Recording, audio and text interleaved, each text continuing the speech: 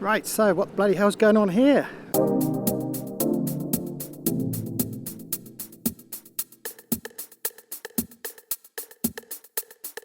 Well, we have left the marina. We're doing a lovely little sail around, blow out the sails, blow out our heads, just get some lovely fresh air. There's quite a few anchorages, but they are all part of the Abdul Rahim National Park, which basically means that we're not allowed to anchor here officially. In fact, if you remember last year, we got kicked out of one of the anchorages.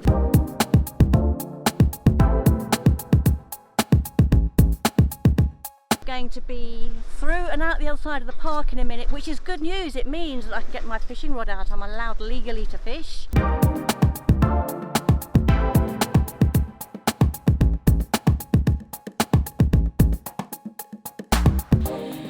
And it's probably a good time to do it. I just took out my app. It's called Nautide, an app that was suggested to me by Ari, a local friend. He's a keen fisherman.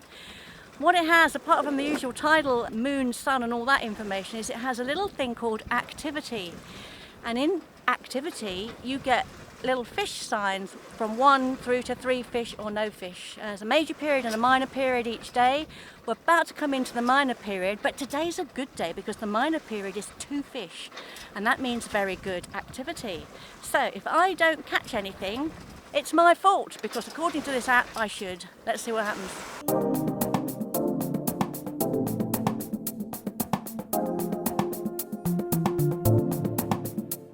Joy unto the beholder. Look at this. The engine's off and all our sails are out. And we're doing 1.6 knots. Ooh. We should put the Kraken up. Yeah, the wind's a bit too tight for the Kraken at the moment, but what we'll probably do is just very gently plod down here, do a tack, and then maybe get the Kraken out if we can. I think the wind will start to come round and pick up. It's quite early in the morning still, so the wind tends to move more offshore towards the afternoon. But it's been a while, but it's just great to get all the sails out. If for no other reason than to make sure that everything is still working and not broken. We'll find out when we come to put the sails away, but for the meantime, we are just going to sit back and enjoy this.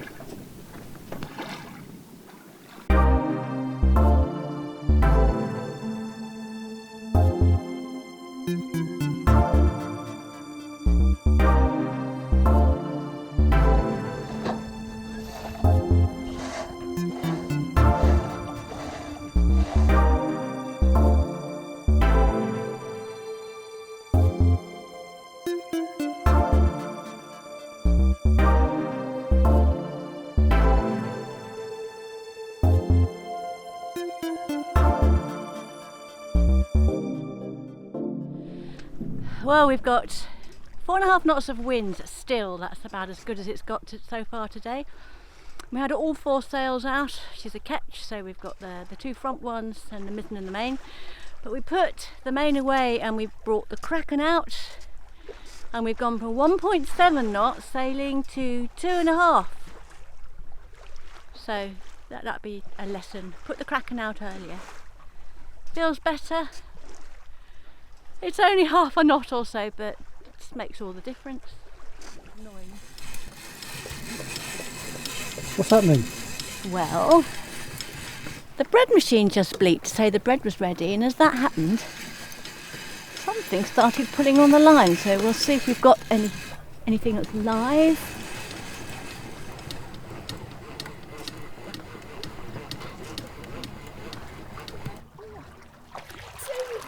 You've got to get it before I get.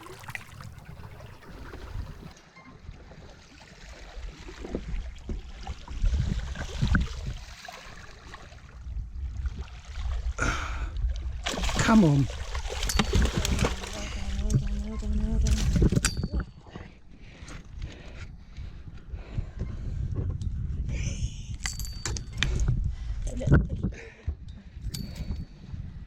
Right, let me just put this back in here.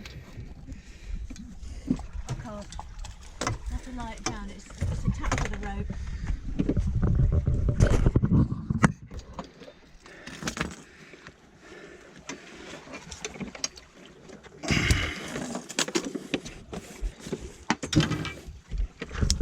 Oh, Jesus, he's...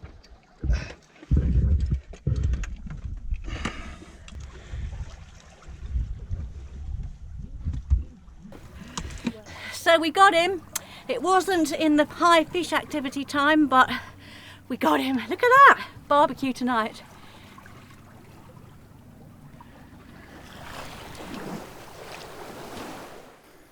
That's good, wasn't it?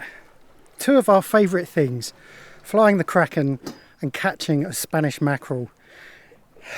Oh, it's hot, but it's worth it.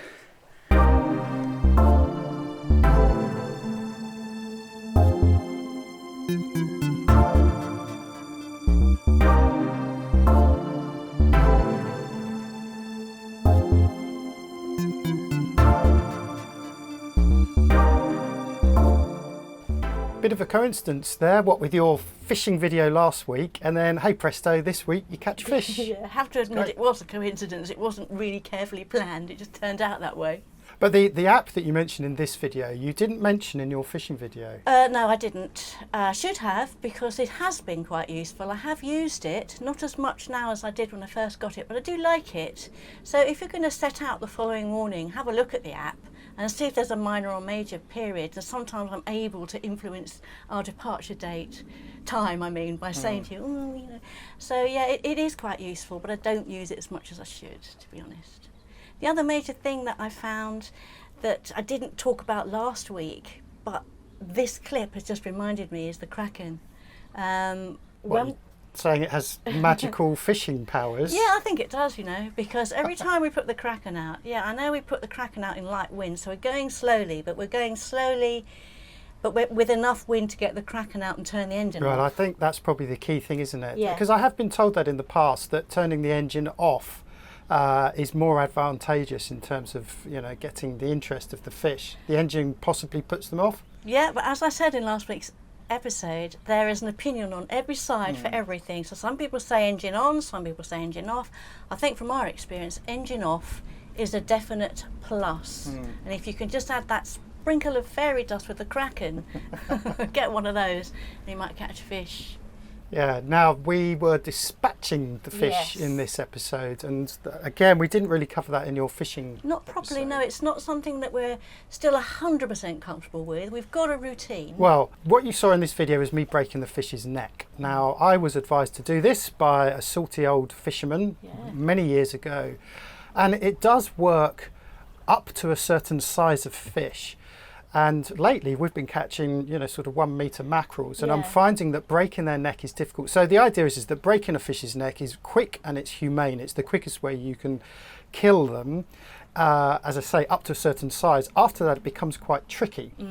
So another suggestion we were told, and I think this is the other most humane way, is spike through in between the eyes. We've never tried that. We tried it once, we? Yes, we did try it once, but we haven't really got the right implement for that. I think you probably need a proper spike, nice thick, strong spike for that. Yeah, I think I was trying it with a knife, and a knife isn't ideal because it flexes. No, you need to ram it. So yeah, so I think we need to invest in that. Of course, the other ways you've heard of people dispatching is alcohol in the gills. Don't really like doing that. It's a waste of alcohol, and we've tried it with varying degrees of success as well. Yeah, I mean it does work, but I've read that it's not a very humane way to kill a fish. You know, it's about trying to find the most humane, quick, least stressful way, isn't it?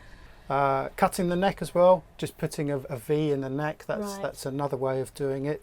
But we'd be interested to know if you do catch fish off your boat, especially on a rolling boat as well. Remember, we've got that to contend with. What would you recommend is the best way of dispatching off what your do you fish? do? Yeah, what do you think? The other thing we'd like to hear from you about is ideas for our video content. As you are aware, we are kind of stuck here at the moment, and we are fast approaching real time in terms of our video footage. We've got some great stuff coming up, but until lockdown is lifted, we can't do too much sailing. So if you have any ideas about topics we'd like to cover, then we would obviously love to hear from you. We've already got some ideas. We're not going to tell you what they are. See if they coincide with your ideas. But we know that you've definitely got some questions for us that we might be able to expand on. Yeah, and we should at this point thank everyone who does continue to support us, because these times are hard. They're hard for everyone. They're hard for us as well, being stuck here. And we really do appreciate you sticking with us under these circumstances, these extraordinary circumstances. And I want to say thank you to some of the new people that have joined us in the last week or so. That's great to have you on board. Indeed. As you know, our longer term plans are to head up to the Philippines. There have been murmurings of the Philippines possibly opening, but nothing official just yet. And of course, when we eventually do that, you're going to be bored of sailing videos. It's going to be sailing all the way. But in the meantime, we really do appreciate your support. And if you are interested in supporting us, then don't forget we're on Patreon. We have our own FTB mates. And of course, there's the Rum Fund. All the links are in the description below. Right, now it's time to go back to the video and have a look at this beautiful anchorage.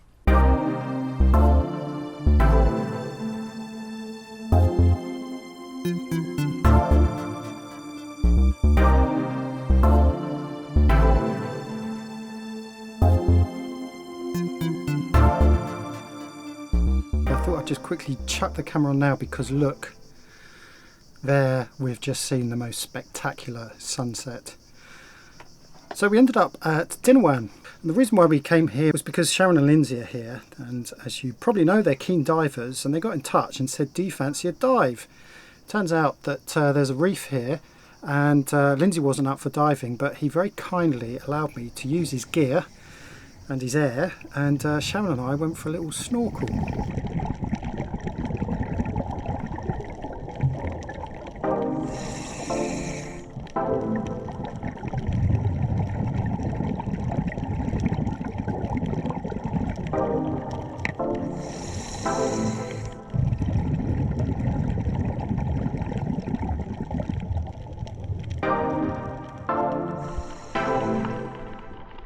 This dive wasn't particularly special in terms of video footage, plus I was having issues with my buoyancy since I borrowed Lindsay's gear, who's a bit more slight than I am.